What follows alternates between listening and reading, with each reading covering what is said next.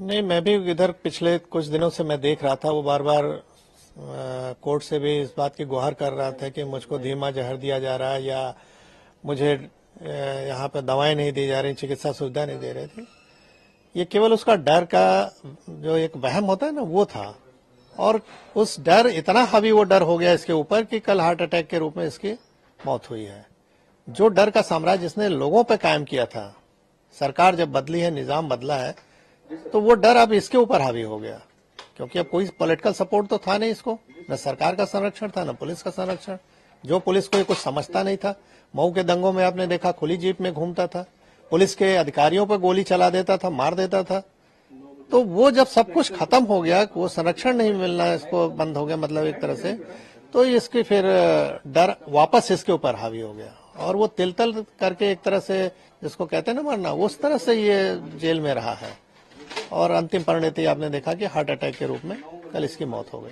Sir, लगातार मुख्तार अंसारी के परिवार वाले और मुख्तार अंसारी खुद लगातार ये आरोप लगा रहे थे कि जेल में उनको स्लो पॉइजन दिया जा रहा है।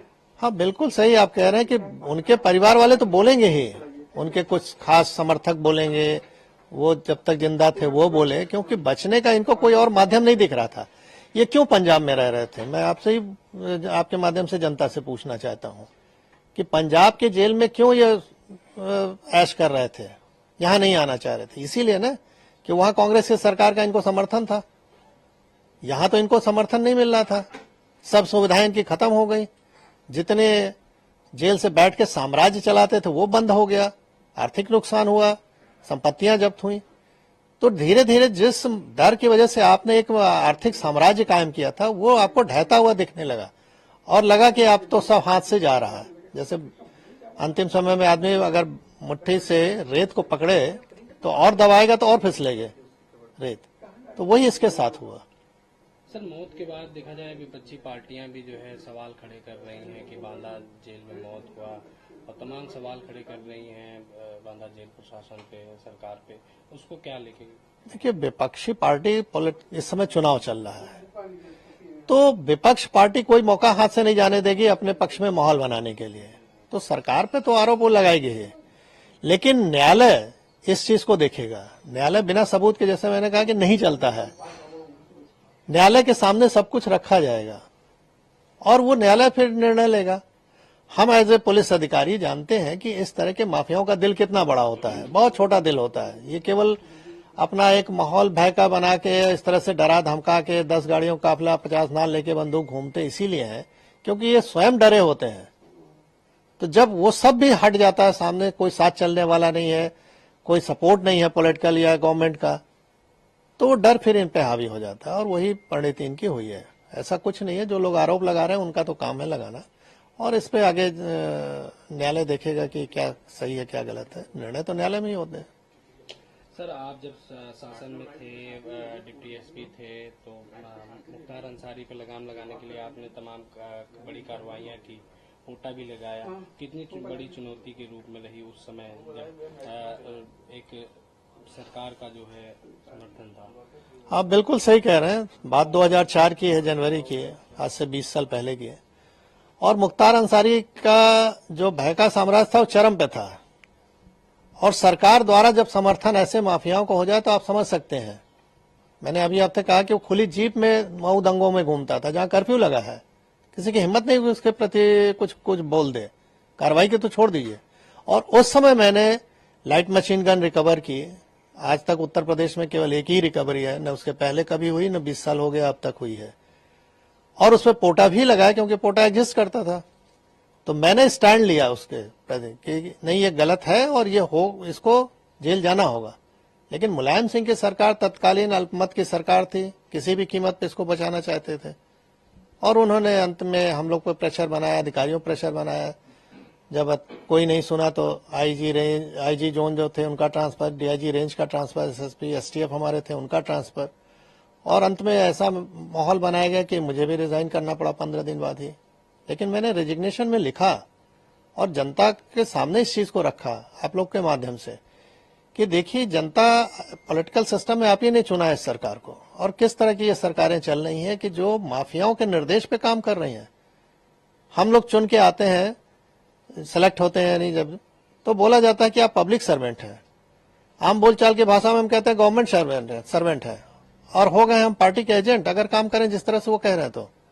तो ये गिरावट की स्थिति बहुत ही खतरनाक थी। धीरे धीरे इस पर लगाम लगा है।